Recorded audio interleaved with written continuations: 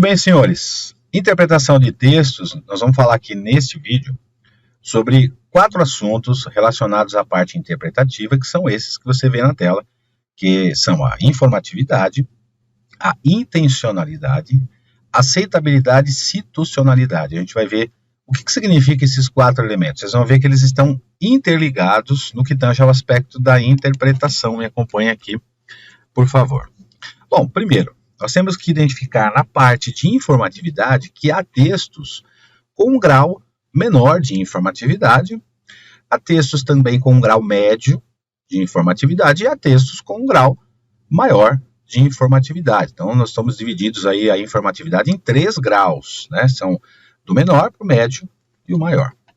E é claro que isso depende dos fatores básicos que norteiam a finalidade da escrita. Por exemplo, por quê?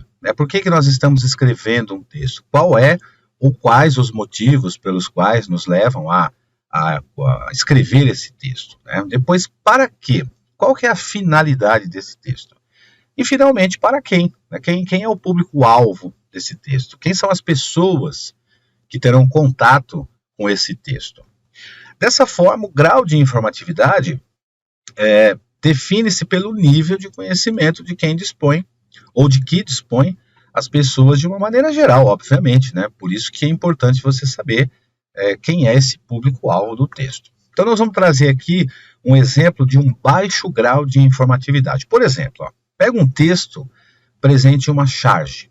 Vamos supor que o discurso contido nessa charge, ele faça alusão a uma situação que faz parte do conhecimento da maioria dos interlocutores.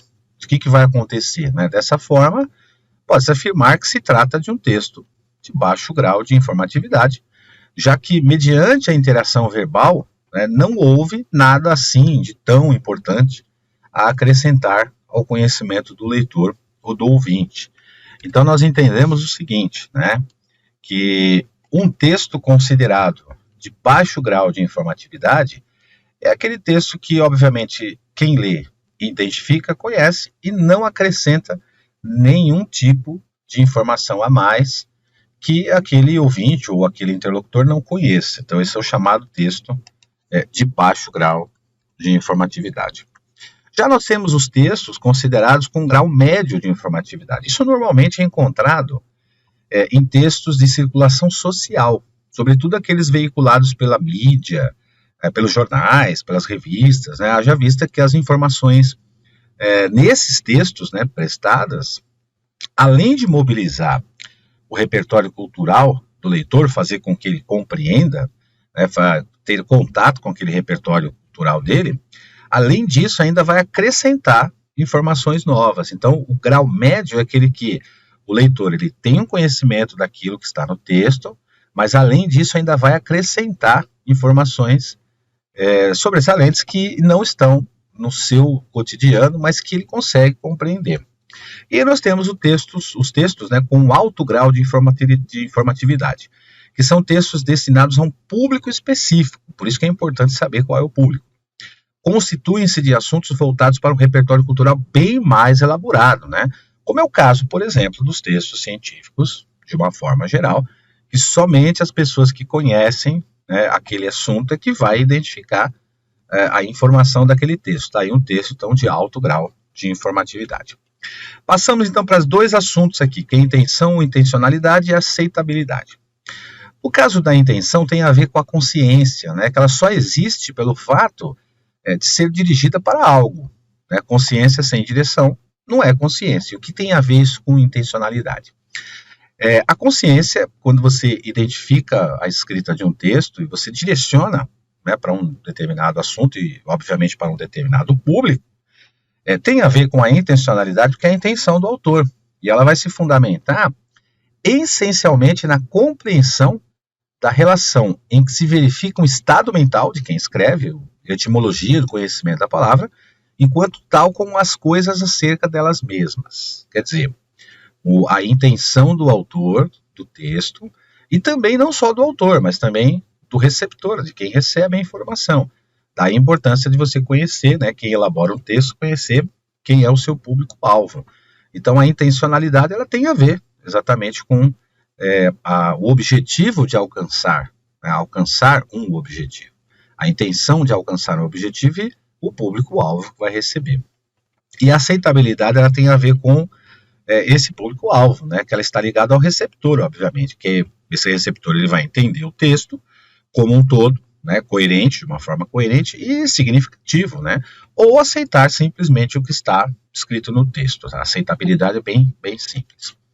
Situacionalidade é a relação do texto com o contexto. Então diz respeito ao contexto interpretativo, ou seja, o texto ele precisa se adequar à situação de uso, a qual esteja atrelado, de tal modo a permitir àqueles que tenham contato com a sua leitura a possibilidade de significá-lo de alguma forma. Então vejam que tem a ver com os outros elementos que nós vimos aqui.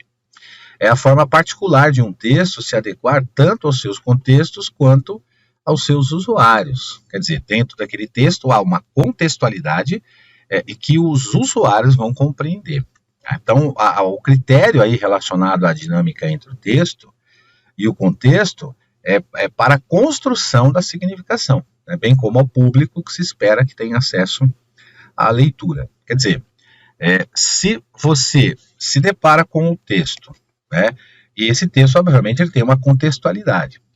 Se essa contextualidade ela aparece de forma coerente para quem entende o texto, né, mas para quem não entende o texto, é uma situação, obviamente, difícil. Né? Se você se deparar com um texto que você não compreende, obviamente, esse texto não vai ter coerência para você. Claro que nós estamos falando aqui em tese de concursos públicos, obviamente, os textos voltados para a maioria dos cargos são textos de uma aceitabilidade maior, de uma consciência maior, maior no sentido de a maioria interpretar e conseguir identificar o que está naquele texto ali. Então, voltado para concursos, a situação é muito bem mais simples, né? Continuando aqui, então, a situacionalidade ela permite não apenas a interpretação do texto, mas também orienta a sua produção, ou seja, você vai se situar, vamos supor que você seja um produtor do texto, numa questão de redação, por exemplo, né?